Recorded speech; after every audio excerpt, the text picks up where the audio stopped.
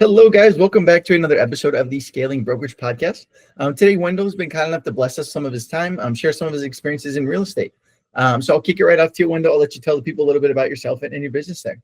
All right. Hi, I'm Wendell Turner. I'm Absolute Advantage Realty in the Inland Empire, and I run an organization called PalmSpringsAgent.com that does, property management and sales in the greater Palm Springs area and commercial and other types of sales in the industry. Oh, awesome. Wonderful. Well, tell us a little bit about how did you get started? How long have you been in real estate for now? Wow, this goes back a long time. So around 20 years old, back in the 90s, poli-sci major, and we needed to make some money. So we started selling real estate and doing mortgage loans. And flash forward 30 years later, here I am, still running a brokerage and multiple income streams and just trying to stay fluid in an ever-changing real estate environment. Oh, hey, no, absolutely. And one of the biggest markets, that sees the most fluctuation for sure. And tell us a little bit about what kind of leads perfectly into, some of the challenges we face. How have you been able to adapt? Have you been able to roll with some of the differences in the market? I think what sets me apart, and I've seen, thousands of colleagues come and go, lots of real estate brokers, friends of mine that have made really great big scaled brokerages and smaller brokerages like myself that have survived through 30 years. I mean, that's an accomplishment in and of itself. I've never had to do anything else for this entire 30 years. But I think the key to it all for myself has been, developing multiple income streams within the industry. That's what allows you to survive through all points. I see a lot of real estate agents come in and they focus on maybe sales, which works for a 4-year period, but they've never seen a downturn. We've got, tens of thousands of agents, even in California now, that have gone through a 4-year cycle where they just got their license and everything's been positive. And now they're coming into kind of a slowdown and they don't know what to do. And I've been through 4 of these major market cycles. So when 2020 hit and we got busy, I knew exactly what to do. I worked 24 hours a day for 4 years. Nice. So, and I'd love you to speak to that a little bit. What's kind of maybe it's a little easier when we've seen the cycles before and kind of know that slower time's coming.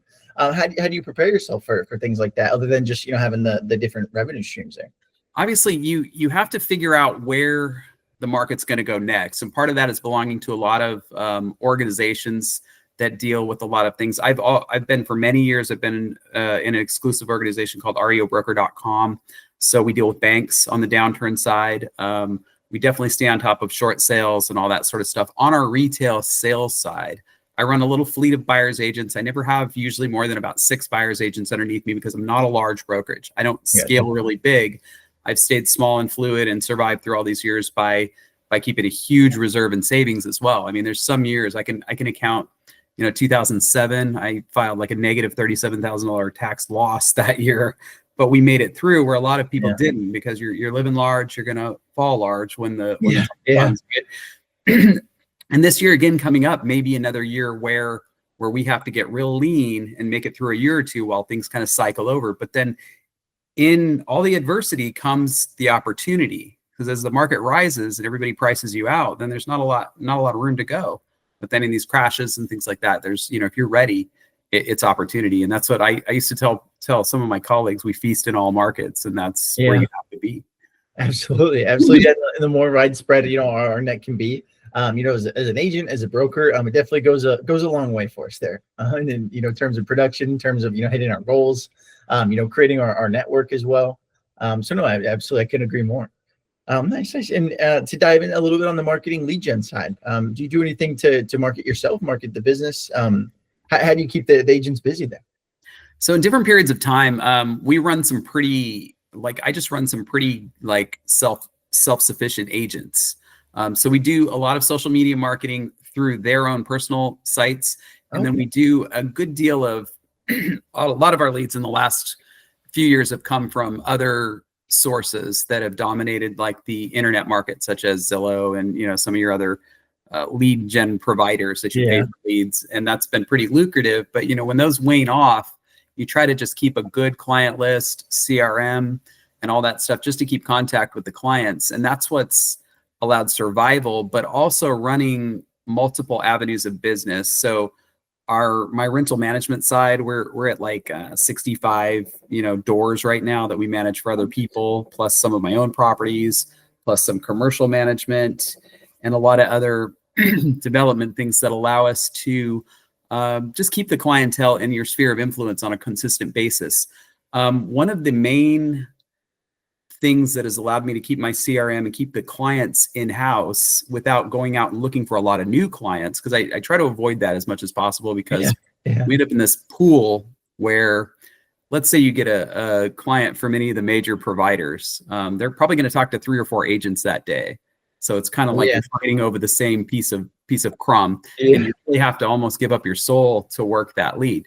Now, for 2020 and years like that, 2022, all the way through that time period where we're in a resort area, so everybody flocked to this area after COVID, and it really hit hard.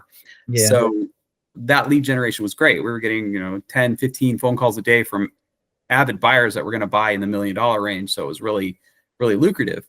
But then when it slows down, those leads are no good. You're selling trailers to people that don't have the money to buy the trailer, and that's the only leads that are left that are coming in. So the bulk of the business has been to just mine that huge list of clients that you get through that 30 years. The main thing is to go ahead and keep your clientele through that 30-year period and try to make sure that you don't lose them to some other brokerage.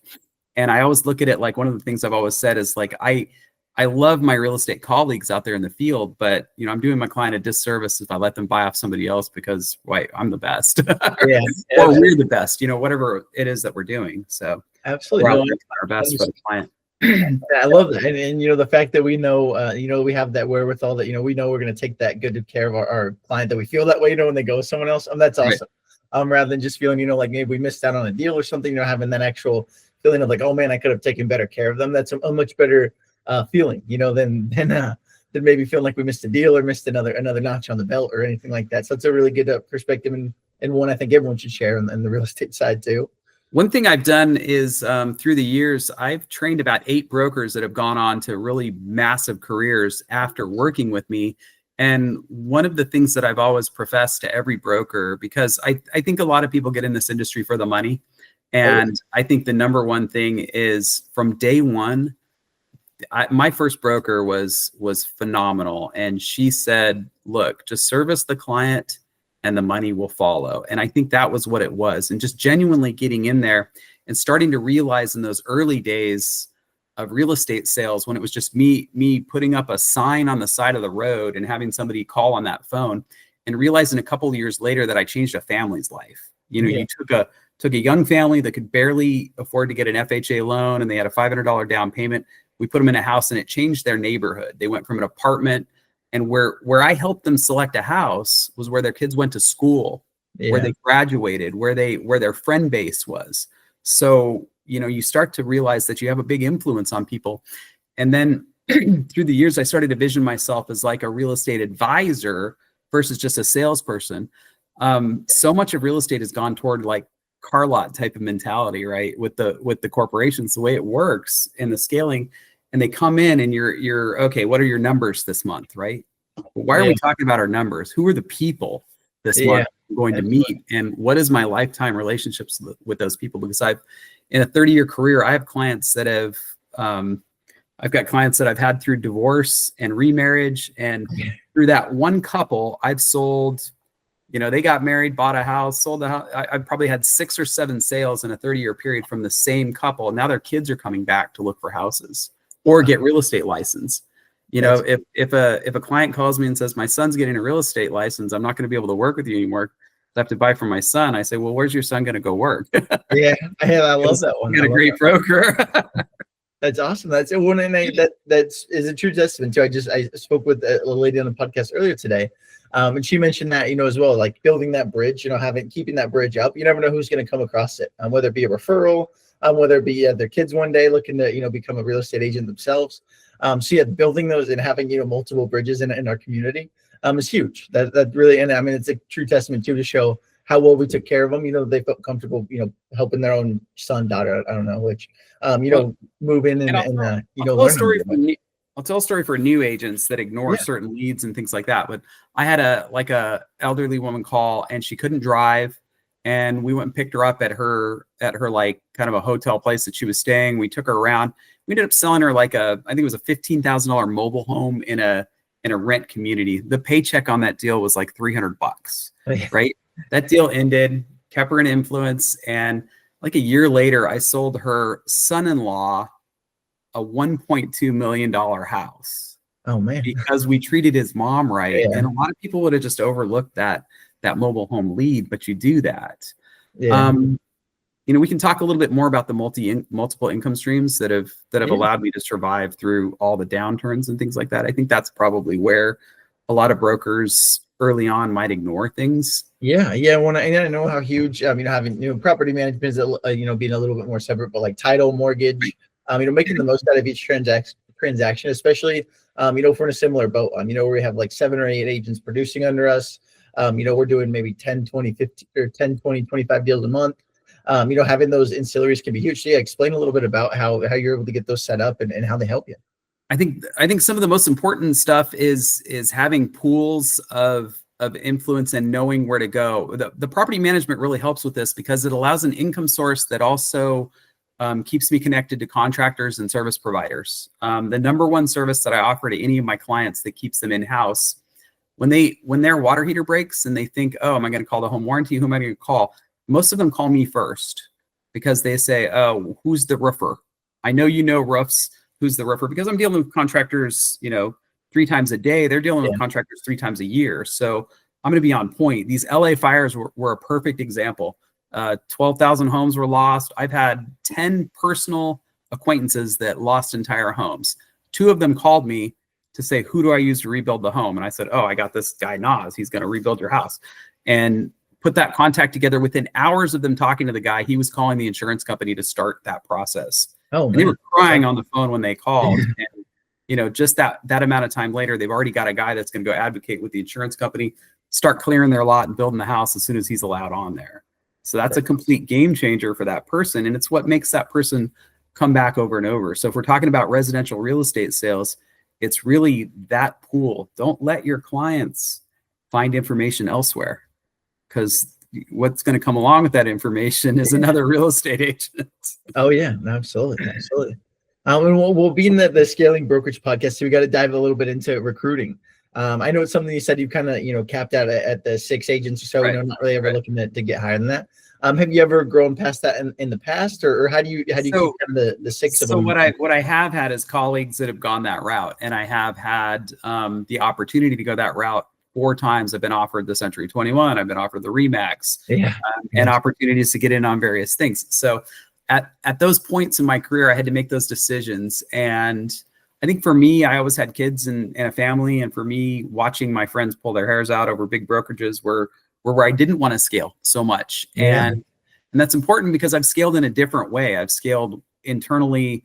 Instead of so many agents working for me, it's been about having 6 quality people and turning a lot of numbers with those 6 agents, and actually being able to keep your focus on where you're going with it. Instead of constantly looking for new agents and new deals, you're trying to pick up a lot of quality in there and be able to be fluid, because big agencies have big problems when the market slows down too, right? Yeah. You have to have that corporate side, and you have to kind of close it down pretty quickly when you get all the overhead. No sales going on, right? And you got $1 million a year going out and nothing coming in. So it's important. Absolutely. No, couldn't agree more. Nice. Well, and I know you touched on a little bit of advice for new agents. What would be some advice you'd give to a new brokerage owner? Maybe someone just getting started in like today's market. Figure out who you want to be. There's a saying, a man can only have enough money in his life. So do you want to be a 400 agent brokerage, and do you want to be making X amount per year, or do you just want to work with people directly, and where do you want to be in this field? Real estate runs a gamut. There's so many things you can do. And sometimes it's not necessarily everything that you wanted to do and everything you expected, and different things are going to get thrown at you, a big market turn or something. So figure out where you want to be and be prepared for that as a new broker. Focus on the client, focus on your relationships with your agents. It's so easy that I'll get a call that an agent that wants to move from a brokerage over misunderstandings and things like that. And those agents are very easy to pick up, and they're good agents. That's the best recruitment. If I wanted to pick up 10 agents tomorrow, it would be simple, because I know their numbers and I know who's unhappy wherever they're at, but I try to like kind of coach them into, do I want them? Yeah. You want to make sure you pick up quality people, because you can have 400 agents on a roster and 10 people making 95% of the commissions that are coming in there. And that's kind of where big brokerages scale their resources, and they provide underlying services. We've had a lot of changes in the last 10 years. So a new broker is going to have a lot of different resources than what I initially came through. Oh yeah. Getting where I'm at. I'm able to survive off of my client pool, but if you're new, you have to subscribe to all the new theories. So absolutely. No, absolutely. No, and I agree with you there as well. Nice. So one that I always like to ask too, I know 2025 just kicked off here. What's kind of the next 5-year plan for you? Where, like, when you look back, if you were to rewatch, your answer in 2030, what would you like to have accomplished there? Next 5 years. Wow. I think that I look out about year over year. My 5-year plan would be just to make sure that I don't run into any sort of particular aspect of my business that incurs a bunch of debt, because I think staying fluid and staying like positive capital and liquid cash flow allows me to advertise in areas where other people might be scaling back. And that was what happened in 2008, 9 and 2020. I was prepared in 8, 9 with a bulk of savings where everyone else was trying to figure out how to get out of their mortgage or whatever. Yeah. I would go as a foreclosure broker. I would go knock on doors of agents that had gotten underwater in their house. They couldn't compete because I can advertise when they're not able to pay bills. Same thing in 2020 when everybody's scaling back. I'm sitting on savings and we're able to go forward. So I think going into this like next 5-year period, it's going to be important to forecast the market and see where you're at and make sure that you're ready to advertise and to find that next niche when it comes in, and just have the resources to get in on it. It's not hard to find the niche. Yeah. You won't be the guy on the forefront of it that, comes up with the next big thing that everybody jumps on, but you can be the guy that sees the next big thing and you can put your assets there, and then you can get all that return on it or whatever it is. Yeah, absolutely. Yeah. And that could be, as simple as like a new community really skyrocketing, an area maybe in our market's getting a little bit more densely populated now. Like sinking our teeth into those different markets, those different areas, could really be huge for us, to continue to grow and continue to flourish in real estate. But that is a very good key point too. I don't think anyone really has mentioned on the podcast. We're on 30, 40 episodes now. Is having that savings built up, being prepared for worst case scenario in the market side is huge. To being being sustainable and staying, being able to stay, in our market there. So many agents go back and they work elsewhere, during these downtime periods, and a lot of that is just inability to sustain. And maybe your multiple income stream is, I don't know, working a second job somewhere. Yeah. I've never had to do that. I always tell people I've never had a real job. Not that this isn't a real job, but part of that is, we're in real estate. My retirement plan is I own houses. I do have a little 401k, but we've got properties that have paid off through the years. And if you're out there selling a product to a consumer and you can't see that as something that you need to get into, so if you're not going to own rentals, or you're not gonna buy and sell property, or you're not going to do small commercial or whatever it is, how do you advise or picture yourself as an advisor to someone else who's going to do that themselves? So you've got to kind of like walk the walk, right? Yeah, absolutely. And walking that walk is the difference between rich dad, poor dad, right? It's like you can make $200,000 a year and be broke in 10 years, or you can make $50,000 a year and acquire those assets, and the assets grow and you can be a multimillionaire. So yeah. No, that's key. It really is. I can't say that enough, that you have to invest in your industry and you have to be there and understand that aspect of it. I love it. Yeah, that definitely helps us prepare for, like you said, kind of more down times in the market.